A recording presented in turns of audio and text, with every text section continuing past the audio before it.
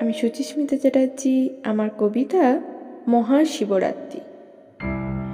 পুরুষ ও নারী শক্তির সমন্বয় বিশ্ব ব্রহ্মাণ্ডের ভারসাম্য রক্ষা হয়।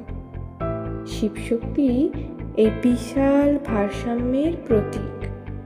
শিব ও পার্বতী মিলিত হলেন আলোর ছটা দিকবিদিক।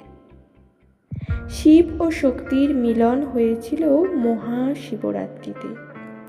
মানুষজন ব্যস্ত মহাসমারোহে পুজোতে। শিবলিঙ্গ থেকে নদী, নালা, নর্দমায় অগাধ দুধ বয়ে যায়। তবু ক্ষুধার্ত ভিক্ষুক শিশু খেতে না পায়।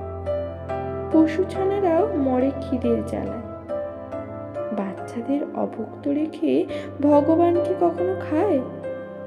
মানুষের তৈরি নিয়মেই খায়।